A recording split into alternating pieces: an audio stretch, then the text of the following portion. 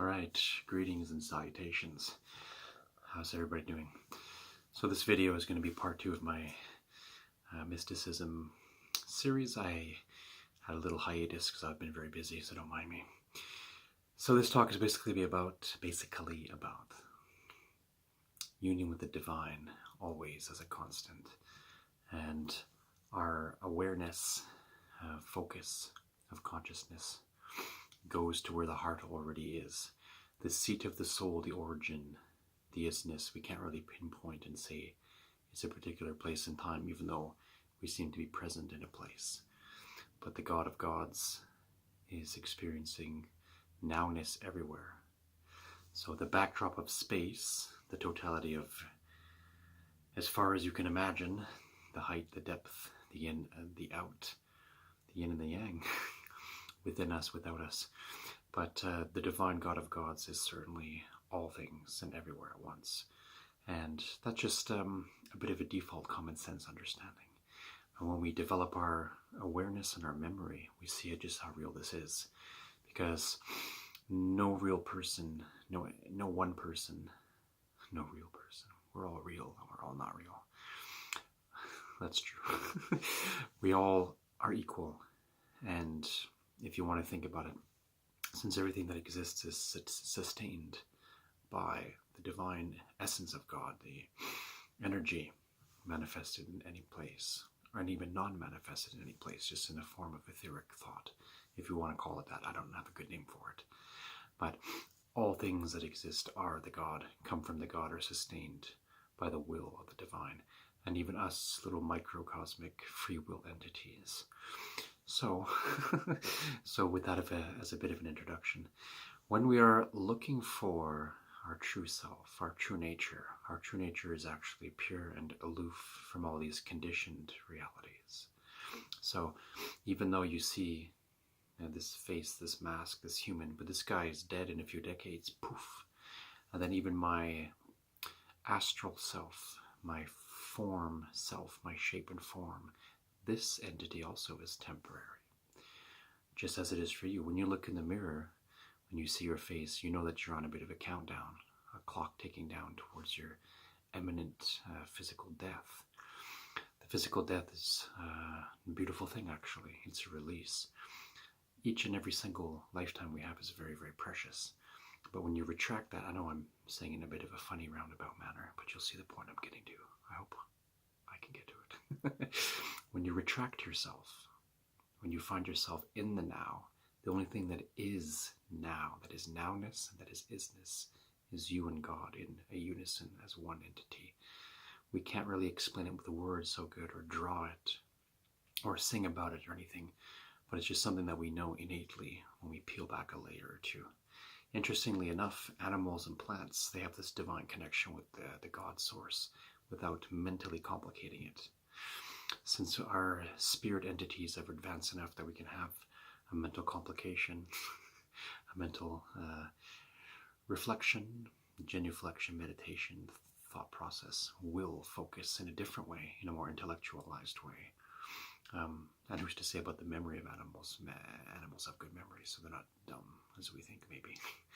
But we have the unique ability to deeply think about it, because our spirit, soul, and body fusion, these incarnations that we're experiencing, are able to reflect back to the God and talk to the God back in a way, verbally, intellectually, and soulfully. And when we do this, we have our divine union, and we see ourselves as, when you look in the mirror, when you see, just in your eyes, just to simplify it, never mind the face, when you see your eyes looking back at you, you see you are sustained with life. And this life essence is no less than the divine God, his, her, itself. Call it what name you will, I don't have a better name than you do. So, divine union with this semblance of reality.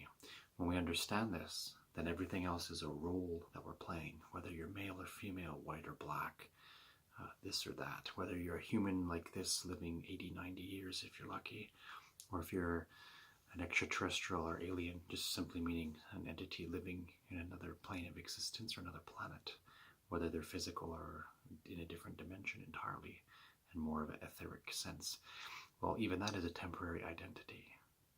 So even graduating from this planet in a state of paradise, that is also a temporary thing.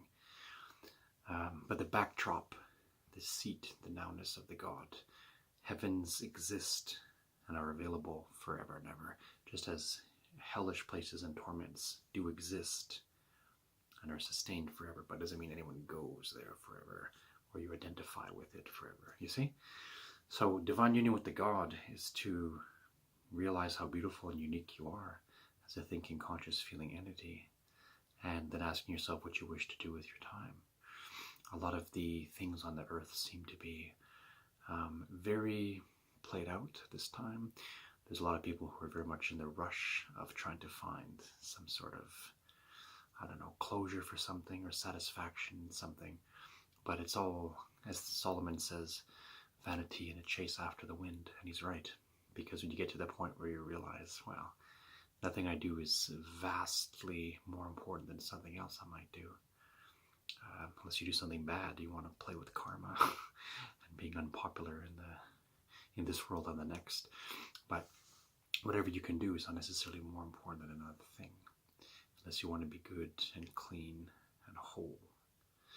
Now, when we use the word holistic, because we're wanting to be whole and holy, meaning you're whole, you're complete back in yourself. That's what holy means. You're whole, wholesome. So it takes a lot of time to remember this and to understand that and to develop it.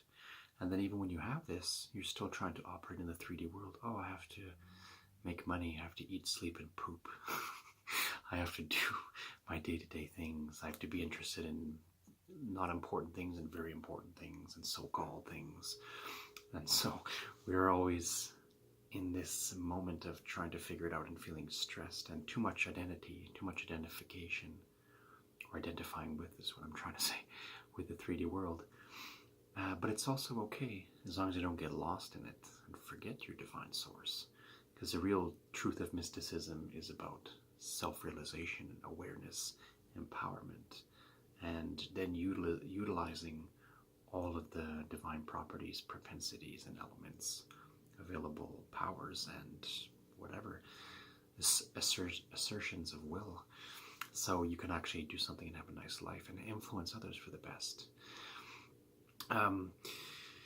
Unity with the divine, it's been said in every religion, it's been colored and shaded in so many different ways. You have the Christian perspective, you have Buddhist, you have Islamic, you have shamanic, you have whatever, there's 1,000 flavors. You pick the one that you like, and as long as you're being pure and true and sincere, you will always find it. And as long as we're not being angry, if you have to defend your position with anger, with some sort of semblance of me versus you type of thing, or I mean, natural defenses are okay, but if you're agitated, and I get agitated all the time, believe me, if you're getting agitated at people not agreeing with you, then it means you're not very convinced that what you have to say and think is the truth. I know a lot of so-called light workers who are very aggressive, and as soon as they listen to 30 seconds about somebody, they attack. Or if they see a post, they're very negative on social media. But that's not how we're supposed to be. A real true adept, a true mystic will always, for the most part, I hope, will be humble and quiet and sort of just smile and nod if someone's being a little bit nonsensical or something. But you certainly don't need to, unless someone's being, trespassing on morality. You got to bring down the divine righteousness. Sometimes a little holy wrath is okay. I'm not totally immune to feeling that way sometimes. But I just mean, when the whole point of why I'm saying all that is when you're comfortable and strong and self-possessed and convinced of the absolute truth, and you've shaken your ego off, and you're not mental masturbating yourself anymore. Funny term, why not? You have to be a bit of a jokester to keep yourself light. People are so serious. But when you're really connected with the divinity, you're not going to be in a strange spot so much. You'll feel very comfortable. And you can laugh at your human nature. I mean, you can be very wise and open, and you can still be a fool. Me, I have sometimes a very bad temper. I often just keep it to myself, but I can get sort of impatient. I'm an impatient person sometimes.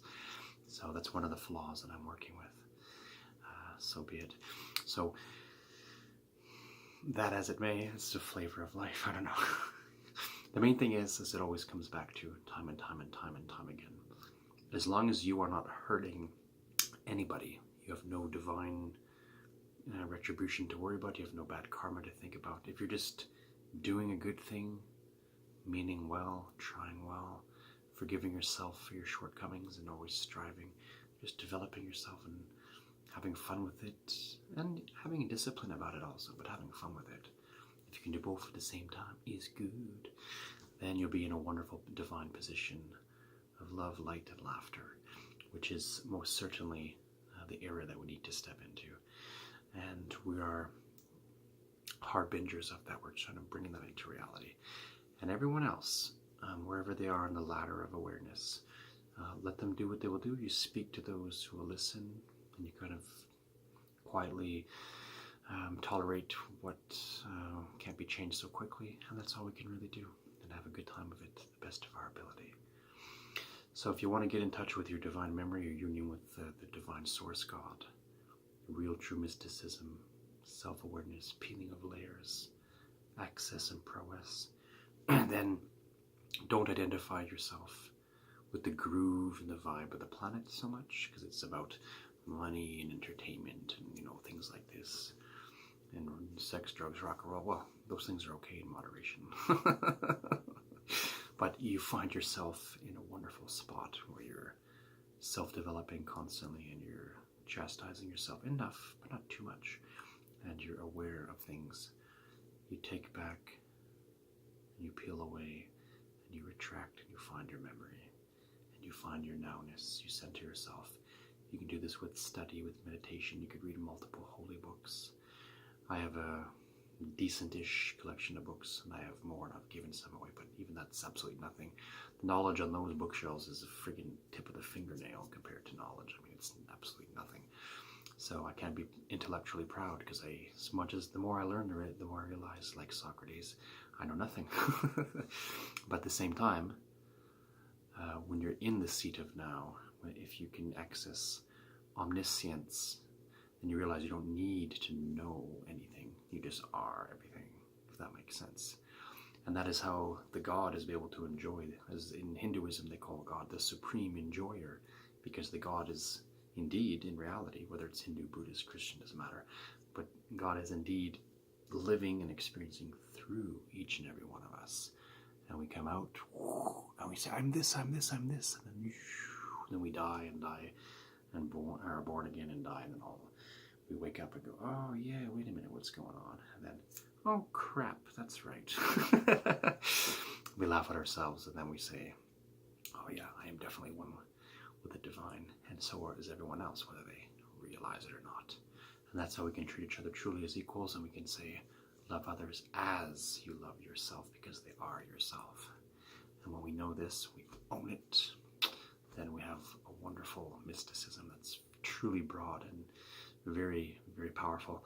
And access to angels and different entities is actually easy, because when you open up those doorways of memory and prowess, the access of abilities, and the harnessing of strength and maturation and all these flavorful things and whatever else, these doorways and avenues are open. And of course, the more you focus on them, the more they can come.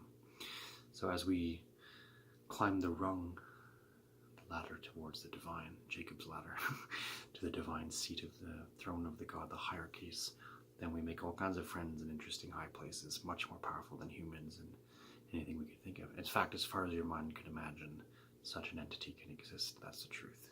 Think about that. All access. And when you're vibing really well, you're receiving really well. And if you're always focusing on the negative, you're going to be getting the negative, most certainly. If you're paranoid all the time, you're going to get weird experiences because you're asking for it. You're magnetizing it. So stop that. Stop worrying about the world too much. The supreme God of gods is completely in control. This planet is foolproof and a fail-safe. There's nothing happening here that the God is going, oh my God, oh me, oh my God, oh me, oh my me, what's going on? No, understands it calmly, passively, and then agents, divine entities, active principles are sent to adjust and do their work from the hierarchy all the way down to so-called lowest levels in the stones. So don't worry, everything is okay. And the planet is somehow going as it must. And when the time of changes has come, when the return of the Christos is coming, that is a twofold thing. That is a development of consciousness, and it'll be matched to the exterior. You'll see.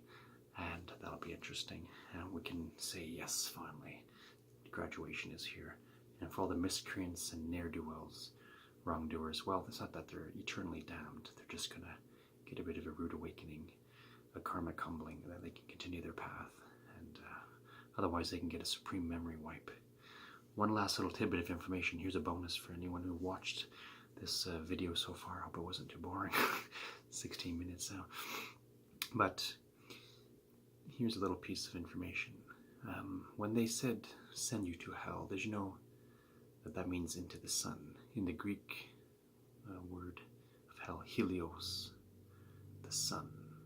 So a bad soul, instead of being sent into damnation with little devils and pitchforks, that's sort of a childish thing, but literally the bad entity can get a memory wipe if they were thrown into the sun. And pure blank light state, tabula rasa. And then they can either be just, I don't know, disassociated with everything, dismantled completely and restarted as a little spark somewhere else. So imagine that, losing your identity in that capacity. So anyway, it's just something to think about. Hell, Helios. Some of the esoteric teachings would agree with me, and if I'm wrong, maybe I'm wrong. We'll see. Much love, light, and peace. Wishing everybody a divine moment, and find yourself deeply, accurately, truthfully, your mysticism, your divine union with the divine God, the God of gods of gods of gods, is not even a god in the typical sense. It's so much past that we can't even put into words, really. It's not a figure or shape. The God of gods is the creator of gods and figures and shapes. It's pretty impressive, and our identity with that gives us complete liberation. Because then we just say, oh, I don't have to act and be something I'm not, or force myself, or be immature. Because even wrongdoing and evil things are based on insecurities. And when you're no longer insecure, but you're secure, then you shake off all these childish things, and you have all access, omnipotence, omniscience, and all these good things. So there's food for thought. Increase your mysticism, if you will. If not, then don't. Fine, be that way. And in all seriousness, the light of God be with you, and we'll catch you on the flip side. All right, my friend.